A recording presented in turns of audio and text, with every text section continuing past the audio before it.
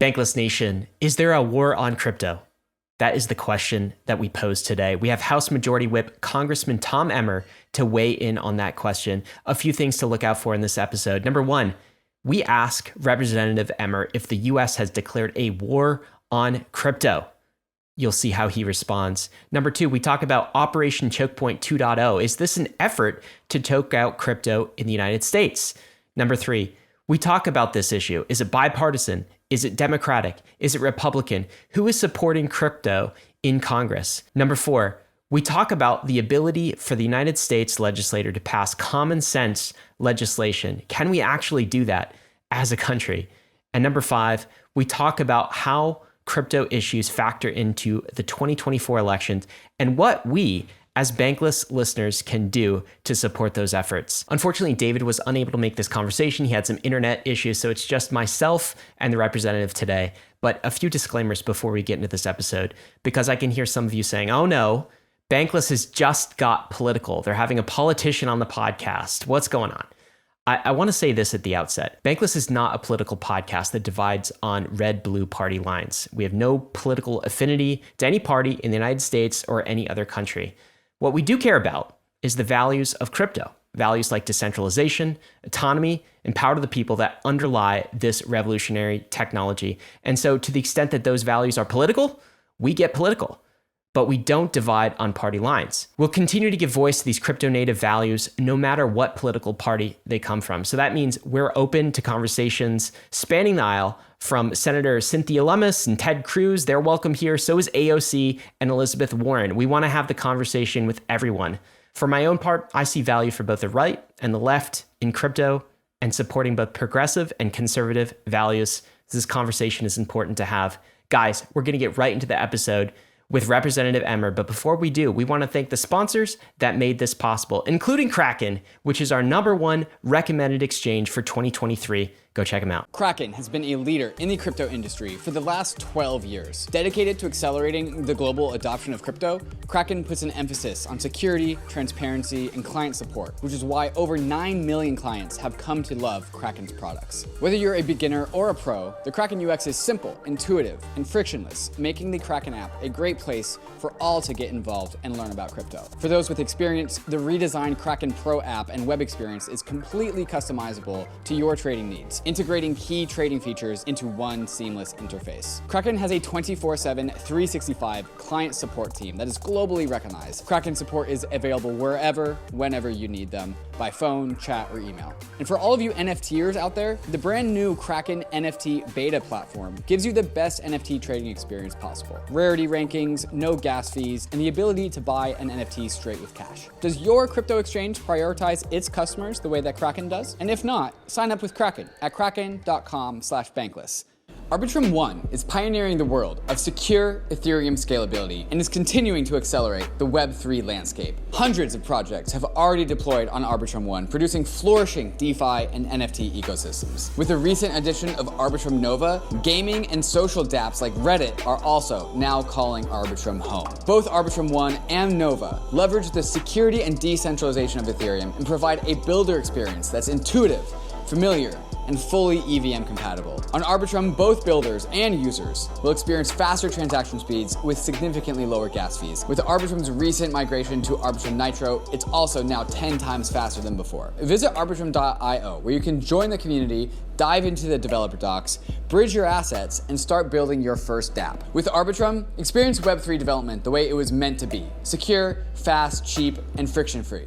Learning about crypto is hard. Until now. Introducing MetaMask Learn, an open educational platform about crypto, Web3, self-custody, wallet management, and all the other topics needed to onboard people into this crazy world of crypto. MetaMask Learn is an interactive platform with each lesson offering a simulation for the task at hand, giving you actual practical experience for navigating Web3. The purpose of MetaMask Learn is to teach people the basics of self-custody and wallet security in a safe environment. And while MetaMask Learn always takes the time to define Web3 specific vocabulary, vocabulary, it is still a jargon-free experience for the crypto-curious user. Friendly, not scary. MetaMask Learn is available in 10 languages with more to be added soon, and it's meant to cater to a global Web3 audience. So, are you tired of having to explain crypto concepts to your friends? Go to learn.metamask.io and add MetaMask Learn to your guides to get onboarded into the world of Web3. Bankless Nation, we are excited about our next guest. Representative Tom Emmer is a U.S. representative in Minnesota and is serving as the House Majority Whip as of this year. That makes him one of the highest ranking members of the U.S. House of Representatives. He's also been an outspoken advocate of crypto. He's rung the alarm bell several times on what seems to be maybe a politically driven debanking of crypto in the United States of America. Representative Emmer, welcome back to Bankless. It's great to have you on again. Great to be with you, Ryan. I think some Bankless listeners might not know what the function of a whip actually is, Representative Emmer. Like, not to take us back to civics basics, but maybe start with that. So what do you do as a whip? What does the role actually entail? So the Speaker is in charge of everything in the House, and in fact, in charge of the Capitol grounds. I mean, literally everything. The Majority Leader is the one that builds a calendar, right? That person works with committee chairs. Not only does the Majority Leader's office build a legislative calendar for the year, but then they actually build a calendar of what is ready to come to the floor. But the beauty of it is we're number 3, the whip, or, it is the whip, the Majority Whip. And our job, the beauty of it right now is we only have 222 members. It takes 218 to pass things. So literally, guys, everything has to come through the whip's office. When the Majority Leader is building out a calendar, they need to come to us to make sure that they've got the votes that are necessary, that all the problems have been solved, if there are any, or questions, and that they can get it across the floor. And that's our job, to make sure that these things, once they hit the floor, they actually get the votes they need to come off the floor. And we've had now close to 160 votes since this Congress started. And I'm sure that it won't be unblemished all the way through, but we haven't lost a vote yet. So, Representative Emmer, it sounds like the whip is someone has more responsibility in terms of setting the agenda for Congress. I'm curious, how high up is crypto on the agenda in March of 2023? It is at the top of mind, as you and as some of your audience probably know if you paid attention to what I've been doing. But it's also one of Patrick McHenry's top issues. So it makes it easier for me, because there are members of the committee. French Hill from Arkansas has been made subcommittee chair of the new Digital Assets Subcommittee. And by the way, that should tell you what kind of a priority it is, because for the first time ever, the Financial Services Committee created an actual digital assets subcommittee to start addressing with these issues. And frankly, from my perspective, it's long overdue. But there are other priorities, so people out there understand. This is about making sure the economy is once again growing the way it should, which, by the way, I believe crypto is a big part of. It's about safety and security, both here at home. Domestic crime has to be brought under control, and then around the globe, you've got a lot of flare-ups going on in the world today that can present global issues. And then obviously we've got some issues with our both borders, but primarily our southern border and the fentanyl crisis. But crypto, when it comes to the economic issues, I believe it's towards the top of the list. But again, that's me. So, Congressman Emmer, as we get into the material and the subjects today, I got to start with this question, because I think a lot of American citizens and companies located in the United States are feeling like the United States government is disconnected from our community and from our industry. And the question has been raised, is there a war on crypto in the United States? I wouldn't have previously said those words, but it feels like this year crypto has increasingly been under attack in various ways that I'm sure we'll explore. Does the U.S. hate crypto, Representative Emmer? What's going on here? Can you help us make sense of this? Well, I mean, that's a much broader question. If you're talking about U.S. citizens who believe in the right to self-determine, who believe in liberty and, the fact that their government's supposed to work for them, we love it, right? We love Web3, the ownership economy, the idea that we can do business directly with one another, and we don't have to have intermediaries. Not that we'll never need them, but we get to choose them, right? When you talk about the U.S., Ryan, what I would define that as is the centralized bankers and government. Those are the ones, let's just go back to 2008 when they messed up this economy the last time, because their poor monetary policy led us to a place where a lot of people suffered, a lot of people were hurt. That's when you have the Satoshi white paper that shows up. That's when the Bitcoin experience begins. And I believe a lot of these central bankers, both here and around the globe, but let's just focus on the U.S., some of our biggest central bankers, not just the Fed, but some in the private sector, were looking at people that were doing this Bitcoin thing. And I guarantee you, Ryan, they were going, oh, look at those kids. Isn't that cute? Playing with their virtual money. You know, it's like a video game that they're doing. And then it goes on for about 2, 3, 4 years. They go, uh-oh, this thing's actually picking up steam. There might be something here. And so then they tried to kill it, in my opinion. Their goal was to try and stop it. They couldn't. So guess what? The last few years, they've been trying to swallow it up. This is the discussion about CBDCs. This is now the discussion about Fed now. I mean, their whole thing was, let's get you people and your audience, let's get you on board with central banking in the digital age, which is nothing more than a surveillance tool for government. But guess what? There are too many of us that say no. There are too many of us that are going to stand in the way. So I look at what's happened in just the past few weeks. There definitely, a lot of people talk about, is there a choke point 2.0 trying to debank crypto? Well, you got to tell me, is this a coincidence that we lost Silvergate, Silicon Valley, and Signature all within a matter of days, a couple of weeks?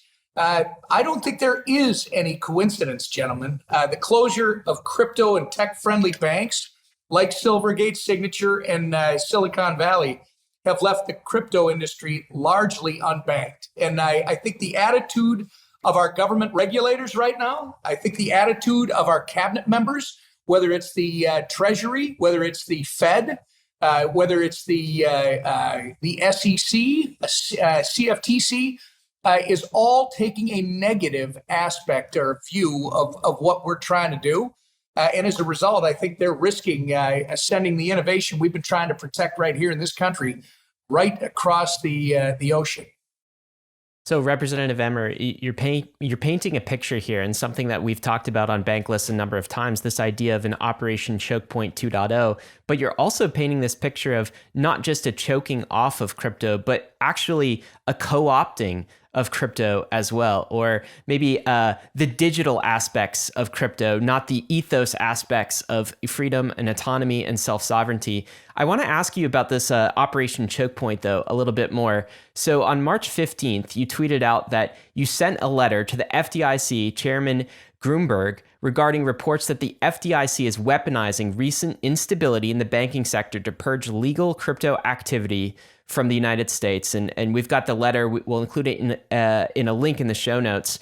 What are you concerned about here? So is this about the choking off of maybe a Silvergate, maybe a Signature Bank? What are you writing to the head of the FDIC about this? What are your stated concerns? Well, we've seen statements from individuals across the industry, including former House Financial Services Chair Barney Frank, the co-author, by the way, of the Dodd-Frank Act, highlighting the targeted nature of the regulatory efforts of this administration to single out financial institutions, and I believe to send a message to get people to move away from crypto. I mean, there are double standards when it comes to whether financial institutions can custody crypto, not using it to leverage against it or anything, but just to custody it. There's different messages coming out of the Fed, coming out of the SEC. The SEC's been very aggressive. And by the way, two sources, you might have seen this because I mentioned it in an interview last week. Two sources told Reuters that, quote, any buyer of Signature must agree to give up all the crypto business in the bank. Think about that for a second, Ryan. If that's not government putting its heavy hand on the scale and doing it in a way that to the detriment of crypto or people that are interested in crypto, I don't know what is. And then you talked about Marty Greenberg, Chair Greenberg. The FDIC press release said that Signature's crypto depositors would not become deposits of the bank that purchases it, right? So we know that right after I went on this news program and talked about Reuters outing the FDIC, we know they went back and denied that that was said. But then the chair comes out and says, look, anybody who buys this bank, crypto deposits aren't going to be part of your purchase.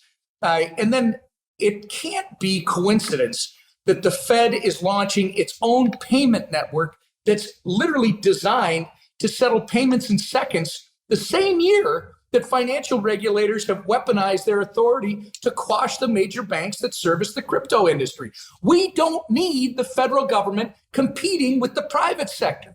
That's exactly what they're doing. And in this case, they're trying to corner the market when it comes to banking and financial services to cut out, again, freedom-loving people who want to self-determine and make their own decisions without having to pay the VIG to the man who, in this case, would be your central government and the central bank's banking system that it's created.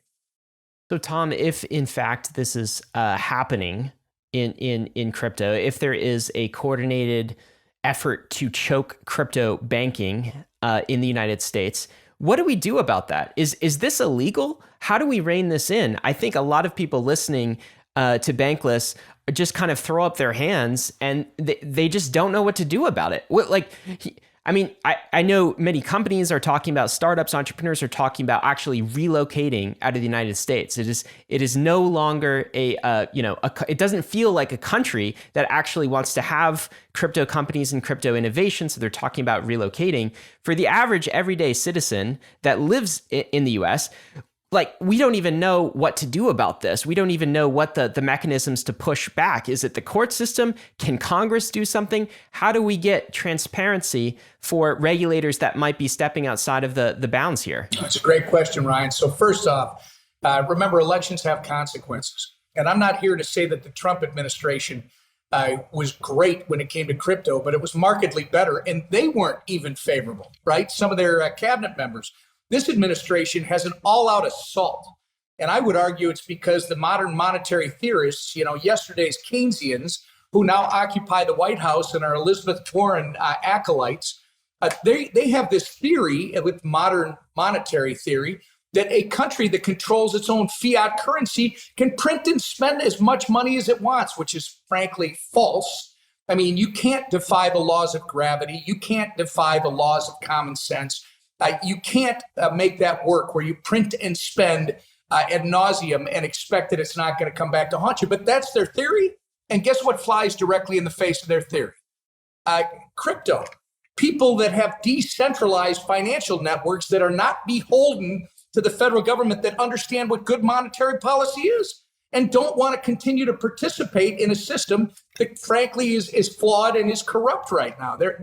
That's the issue. So two things. One, good news is we still do have elections in this country. The next one's coming up in 2024. I would tell everybody who's on this podcast, it's not about being a Republican, a Democrat, or something else. It's about being an American. It's about being a citizen who's interested. Crypto is a nonpartisan thing. It's not about your political leanings.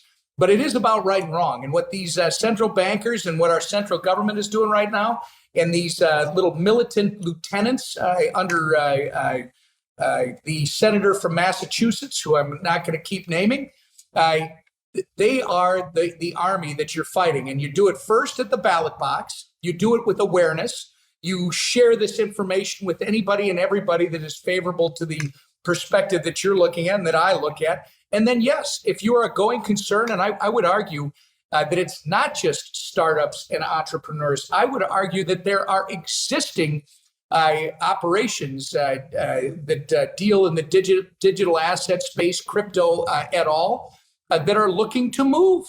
They're looking to move to places where they will be treated fairly, where they know the rules of the road.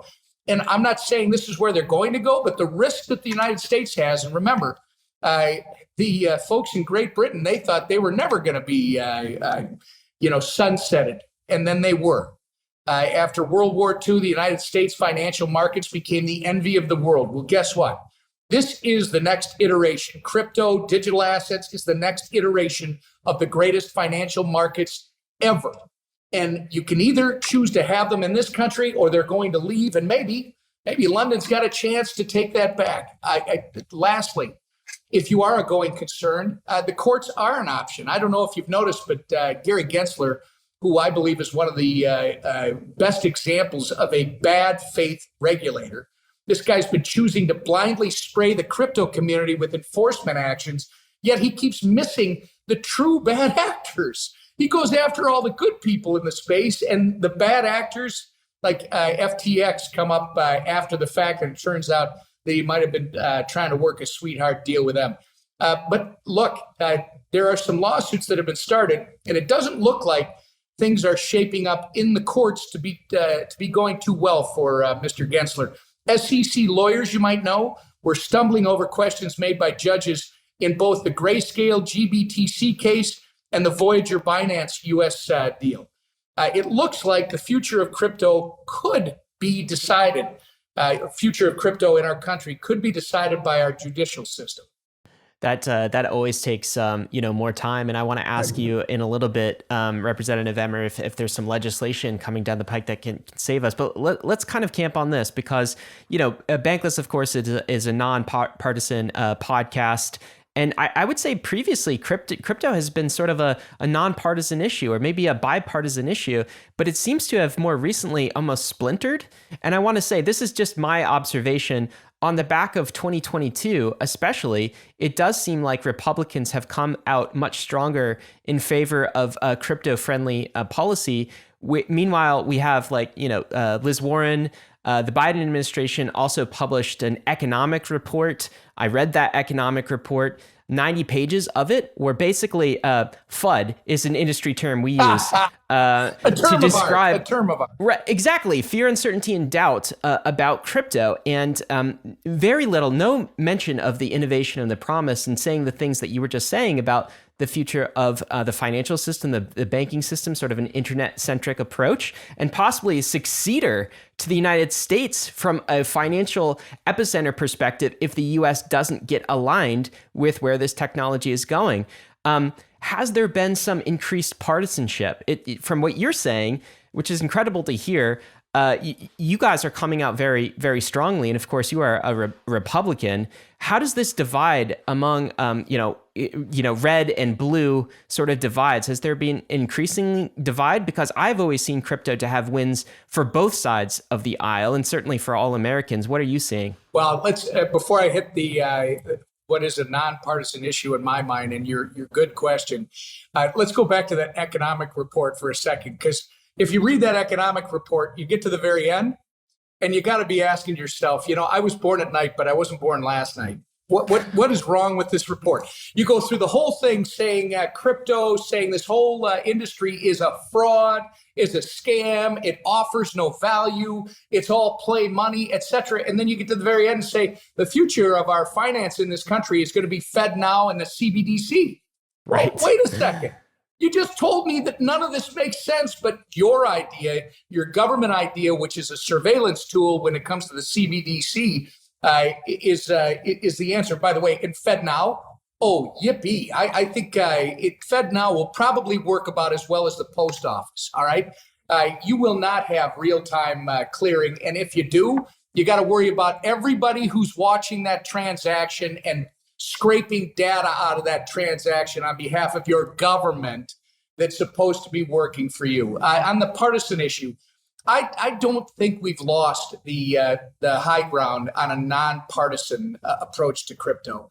I think what you're seeing is some serious realignment, a political party torture, wrenching, going back and forth. You literally have a Democrat Party, and this isn't to offend any Democrats who are on this, that has morphed into 3 or 4 different perspectives, right? All the way from Marxism and socialism back to the typical moderate Democrat who wants to argue about the size and scope of government versus an individual's right to self-determine and where the line goes. The Republican Party has always had its issues with party purity, right? Constitutional purity, and I'm better than you, and I'm more, and then the religious right that factors into it. So we have all these, if you will, melting pot of these different political persuasions. But the problem we have is the country's only two teams, right? For political purposes, it's Democrats and it's Republicans. And right now, there's a Democrat in the White House that the people that wear his jersey, and I know some people who are on this podcast listening are going to go, when are people going to rise above that? I get it. But you've got some good Democrats. I'm going to tell you right now. And by the way, their political persuasion probably leans even farther left than I would care to acknowledge. But it's not about their political leanings, just like it's not about Tom Emmer's political leanings. This is an area of finance that literally defines our freedom. It has up till now. If you look at the first 240 some years of this country, it's about the finance, but really about the last 70, 85 years of experience. It's about the ability for Americans to be mobile, right? To climb the ladder of prosperity. By the way, to fall off the top of that mountain and climb back up. But it's been all done with paper currency and gold, etc. Well, we've just got the new version. This is digital gold. Right? This is the same concepts. It's for value. People are going to assign it value and use it as a medium of exchange. And this new area is all about people being able to get capital, to expend capital, to grow new ideas, to improve their lifestyle. I got news for you. That's not a Republican or Democrat thing. That's an American thing. And whether it's Richie Torres, whether it's Darren Soto, who I do a bunch of different bills with, whether it's Ro Khanna, right? I mean, you've got Democrats on the other side that are pro-digital. I think you got to be a little patient with them, and I'm not here to defend them, but I think you got to be a little patient with them because maybe they are measuring their words because they happen to be under a Democrat administration that they disagree with. But just because you don't see them, being a rabble rouser and attacking and throwing bombs at their own administration, doesn't mean these people are literally working hard under the radar, trying to move the people in the White House to do the right thing. Quite frankly, this is what frustrates me with Elizabeth Warren. Elizabeth Warren, if she truly believed in the American value of self-determination, if she truly believed in individuals' right to make their own decisions, which she claims, she would champion crypto. She would champion digital assets. Instead, it's very clear to me that she's nothing more than a big central bank power-hungry leader who sees her power essentially being diluted and taken away by this decentralization of our financial system and our financial transactions, Ryan. She's desperately, along with the establishment, the institution, she is desperately clinging to hold on to that central banking thing because that's where their power is. UNISWAP is the largest on-chain marketplace for self-custody digital assets. UNISWAP is, of course, a decentralized exchange, but you know this because you've been listening to Bankless. But did you know that the UNISWAP web app has a shiny new fiat on-ramp? Now you can go directly from fiat in your bank to tokens in DeFi inside of Uniswap. Not only that, but Polygon, ARBITRUM, and Optimism Layer 2s are supported right out of the gate. But that's just DeFi. Uniswap is also an NFT aggregator, letting you find more listings for the best prices across the NFT world. With Uniswap, you can sweep floors on multiple NFTs, and Uniswap's universal router will optimize your gas fees for you. Uniswap is making it as easy as possible to go from bank account to bankless assets across Ethereum, and we couldn't be more thankful for having them as a sponsor. So go to app.uniswap.org today to buy, sell, or swap tokens and NFTs. How many total airdrops have you gotten? This last bull market had a ton of them. Did you get them all? Maybe you missed one. So here's what you should do. Go to EARNIFI and plug in your Ethereum wallet, and EARNIFI will tell you if you have any unclaimed airdrops that you can get. And it also does POAPs and mintable NFTs. Any kind of money that your wallet can claim, EARNIFI will tell you about it. And you should probably do it now because some airdrops expire. And if you sign up for EARNIFI, they'll email you anytime one of your wallets has a new airdrop for it to make sure that you never lose an airdrop ever again. You can also upgrade to EARNIFI Premium to unlock access to airdrops that are beyond the basics and are able to set reminders for more wallets. And for just under $21 a month, it probably pays for itself with just one airdrop. So plug in your wallets at EARNIFI and see what you get. That's EARNI.FI. And make sure you never lose another airdrop. The Phantom wallet is coming to Ethereum. The #1 wallet on Solana is bringing its millions of users and beloved UX to Ethereum and Polygon. If you haven't used Phantom before, you've been missing out. Phantom was one of the first wallets to pioneer Solana staking inside the wallet and will be offering similar staking features for Ethereum and Polygon. But that's just staking. Phantom is also the best home for your NFTs. Phantom has a complete set of features to optimize your NFT experience. Pin your favorites, hide your uglies, burn the spam, and also manage your NFT sale listings from inside the wallet. Phantom is of course a multi-chain wallet, but it makes chain management easy, displaying your transactions in a human-readable format with automatic warnings for malicious transactions or phishing websites. Phantom has already saved over 20,000 users from getting scammed or hacked. So get on the Phantom waitlist and be one of the first to access the multi-chain beta. There's a link in the show notes, or you can go to phantom.app/waitlist to get access in late February.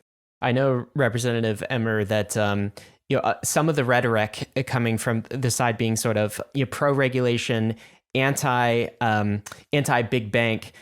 What's interesting is there are a lot of wins for crypto in that side of the argument. I mean, auditable, transparent code that is on the internet.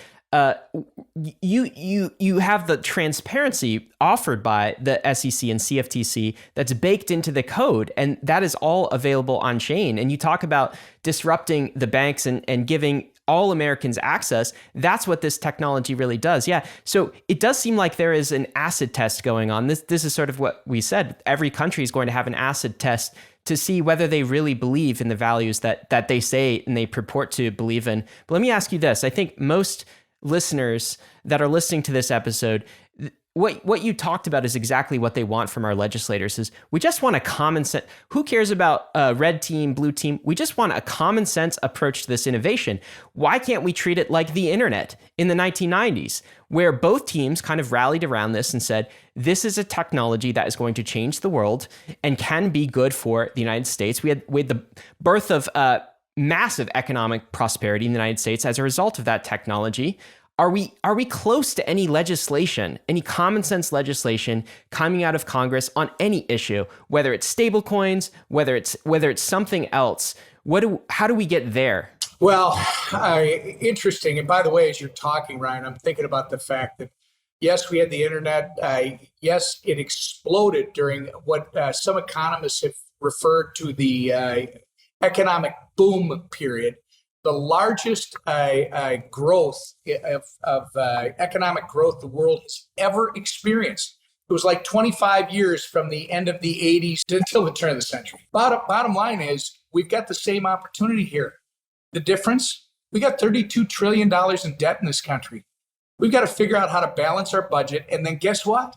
You want crypto and everything associated with it to grow here, to innovate and grow here, because that will grow the economic pie for everyone. Republicans, Democrats, that's the only way. I'm going to tell you right now, my belief is that's the only way that you can deal with the $32 trillion in debt. The only other way would be to declare the country bankrupt and go into reorganization and tell people that they're going to take haircuts for debts and we're going to pay this back and we're going to prioritize that. This is a company, the United States of America, that has not been managed well. Crypto is a big part of the answer, I believe, in how you grow it. But the appetite for legislation on the House side is huge. On the Senate side, I'm hearing it's not. I'm hearing that people, Sherrod Brown, others, are really putting up roadblocks. And perhaps that's because they're too close to Liz Warren, right? I don't know the answer to that question, but this, in fact, just came up within the last week, that while there's an appetite in the House to perhaps talk about stable coins again. There is definitely going to be a move to mark up and pass the federal ban on central bank digital currencies. Patrick McHenry told me that he thought that was a no-brainer. We've got bills like the Blockchain Regulatory Certainty Act, which confirms that blockchain entities that never custody consumer funds are not money transmitters. And it may sound very simple to some of your listeners, but the thing you have to understand is this affects miners, this affects all software developers in every state requires a money transmitter license. It's just another obstacle that's unnecessary and frankly not related to the work that's being done.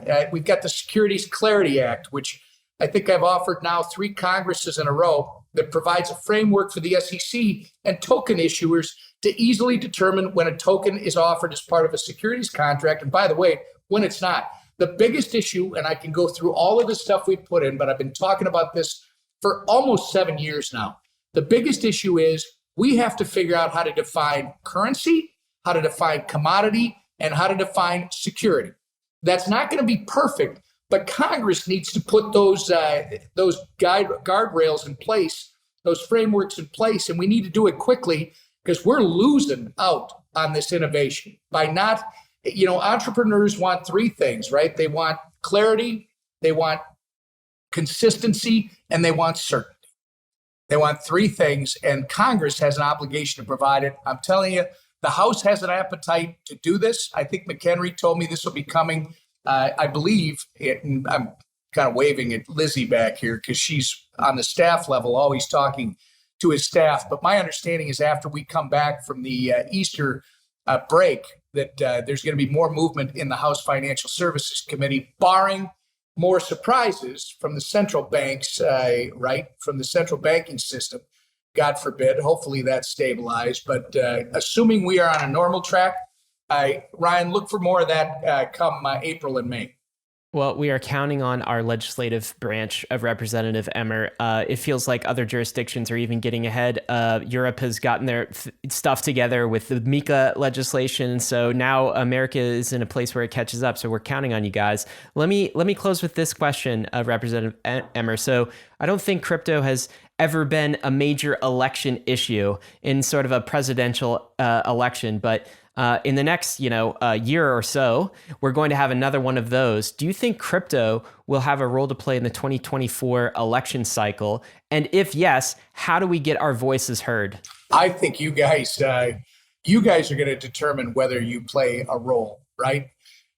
You can either complain about all the ridiculous things that are happening, or you can stand up and do something about it. The way you do that, and this is for everybody who's listening. 1, find a candidate, city, state, local is where I'm going. Federal.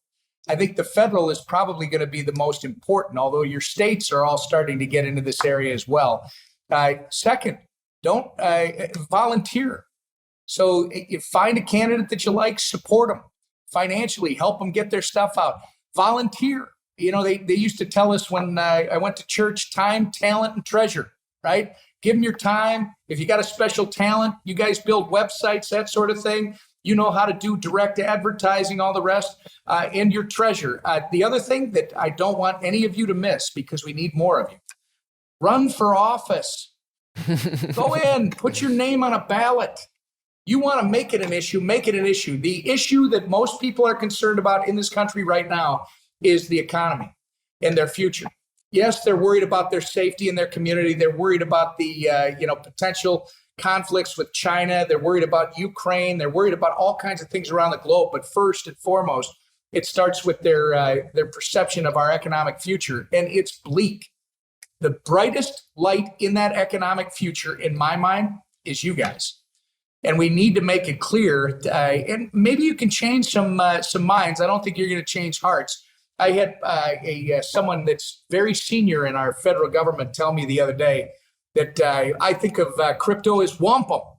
And then he went through this thing where, I don't believe in it, et cetera. And he finished the statement by saying, and, we've had gold for, thousands of years, but we've all agreed that that's whatever it is. Well, okay, that's wampum, right? I mean, this is we're talking about virtual gold, and you guys are going to have to drag. You're going to have to drag the older generation that is putting roadblocks up in front of you. You're going to have to drag them across the finish line for their own good and for the good of our future here in the United States of America. So time, treasure, talent, and don't be afraid to run for office.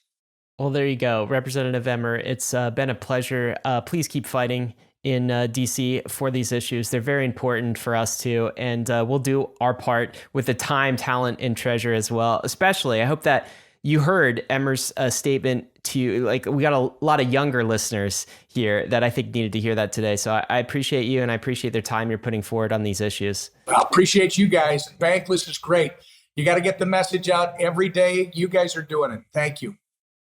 Awesome.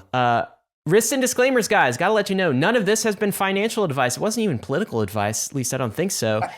Crypto is risky, but so is the existing banking system. You could lose what you put in. We are headed west, though. This is the frontier. It's not for everyone, but we're glad you're with us on the Bankless journey. Thanks a lot.